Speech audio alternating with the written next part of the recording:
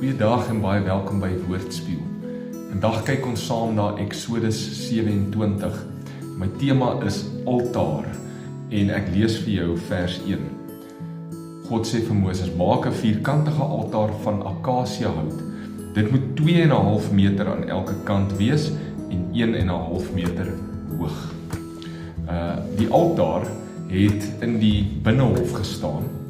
Voordat jy enigstens kon dink om in God se teenwoordigheid in te beweeg en in die heiligste of in te beweeg en nie praat eers van die allerheiligste nie, wat net eenmal 'n jaar gebeur het, moes daar offers op hierdie altaar gebring word. Die bloed van die offers het as sondeoffer gedien. Dit het die sonde skuld van die persoon weggeneem wat daai sondeoffer gebring het en hom toegang gegee om van God se teenwoordigheid te geniet. Nou derduisende offers is op die altaar gebring, eers hier by die tabernakel en dan later by die tempel.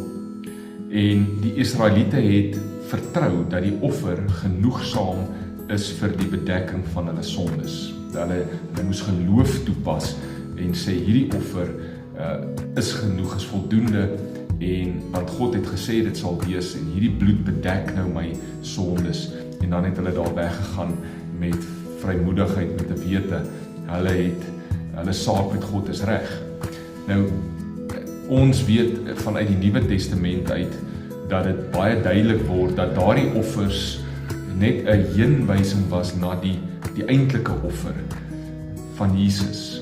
Jesus wat die lam van God is, wat geoffer sou word buite die stad ter vergifnis van sonde en versoening. Nie net om sonde weg te neem nie, of te bedek nie, maar om dit te verwyder, heeltemal weg te neem, om totale versoening tussen ons en God te bring, soos wat daai offers van diere nooit ooit kon doen nie. Daarom moes hulle herhaaldelik offers bring, maar nou in die Nuwe Testament besef ons, Jesus is die volmaakte lam, hy is die volmaakte offer, eens en vir altyd. En as gevolg van daardie uiteindelike volmaakte, voldoende offer, sou dit moontlik wees vir die wat hulle vertroue en hulle geloof nou in Jesus sit, die offer van Jesus, om nou in God se teenwoordigheid in te beweeg en daar te mag bly. Nie in en uit nie, daar te mag bly. Nooit weer sou daar 'n offer en 'n ander altaar nodig wees nie. Kom ons sê vandag vir die Here baie dankie daarvoor. Dankie dat hy die perfekte lam geoffer het vir ons, sodat ons in sy teenwoordigheid kan leef.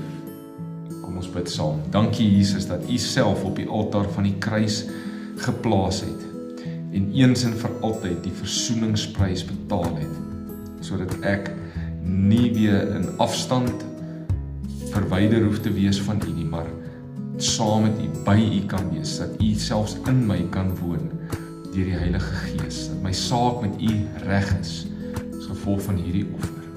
Amen. Amen. Mag jy 'n wonderlike dag hê. Deel hierdie met iemand. Die Here seën jou.